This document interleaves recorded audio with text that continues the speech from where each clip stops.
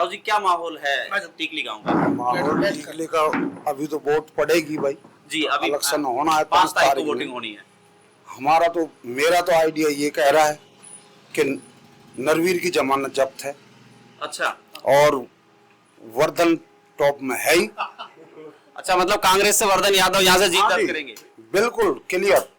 लेकिन बीजेपी तो ये कह रही है कि 10 साल पहले ही नकार दिया कांग्रेस को, तो इस बार कैसे जीतेगी? क्या मैं अब जैसे लोकसभा का इलेक्शन हुआ जी। जब कांग्रेस क्यों जीती, वो उसमें जहाँ राम मंदिर बनवाया उसमें कांग्रेस की क्यों गई? या राव जी उसमें कांग्रेस नहीं, उसमें सपा पार्टी गठबंधन सपा जीता है। पार्टी थी तो कांग्रेस में ही जी मानो गठबंधन, वो इस बार गठबंधन था। वो गठबंधन में हारी ये बीजेपी है, अब भी हारेगी।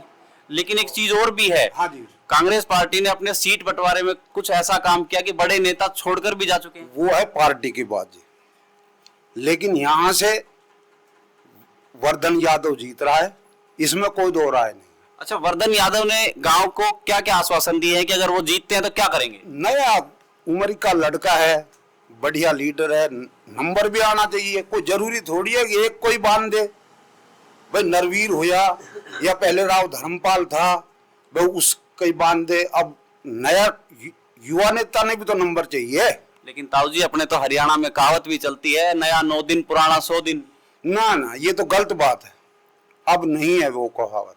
नहीं लोग कहते हैं भाजपा वाले कि वर्धन को तो अनुभव ही नहीं है राजनीति का।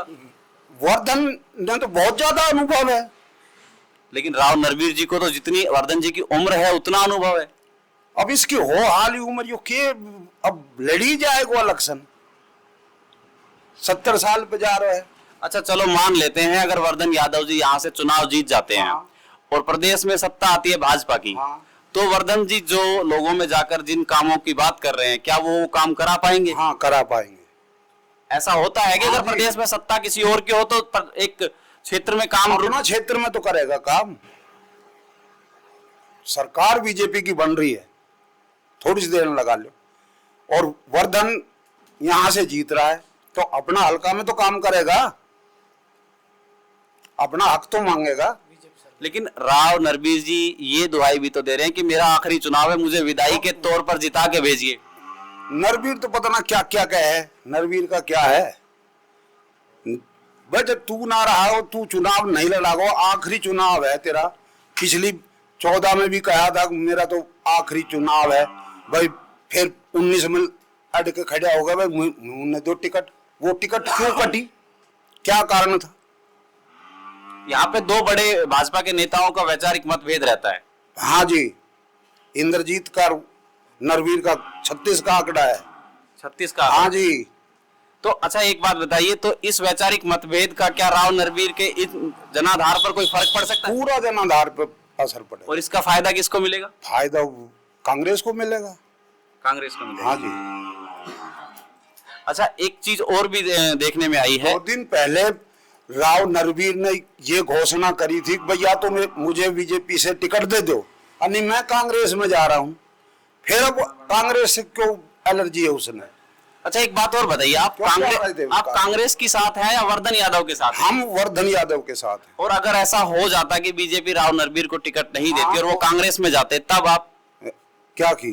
तब आप किसकी तरफ जाते? जब हम बीजेपी की तरफ जाता, चाहे कैंडिडेट कोई भी हो। हाँ, ये समर्थन आपका जो है वो वर्धन यादव की तरफ है, ना कि पार्टी कांग्रेस की तरफ? कांग्रेस की तरफ हमारा कोई वो नहीं। अच्छा ये जो विरोध आपका है ये राव नरवीर से है या भाजपा पार्टी से? नरवीर से। और भाजपा पार्टी से? भाजपा पार्टी से कोई विरोध नहीं मेरा। कोई गिला शिकवा? कोई गिला शिकवा नहीं। तो लोकसभा में भाजपा पार्टी की सीटें फिर इतनी कम क्यों आई इस बार? लोकसभा में हमने दी थी बीजेपी को वोट जब आई थी। लेकिन देखी जाए तो पिछली बार की अपेक्षा इस बार सीटें कम हो गई। हाँ कम होएगी। ऐसा क्यों हुआ? इनका कर्तव्य ऐसा है, ये कैंडिडेट खराब है। लेकिन मोदी जी कह रहे थे कि उन्होंने राम मंदिर बनवा दिया, सेना को इतना मजबूत बनवाया, वहां के जीत की बीजेपी। राम मंदिर बनवा तो दिया लेकिन यूपी में तो हारी है।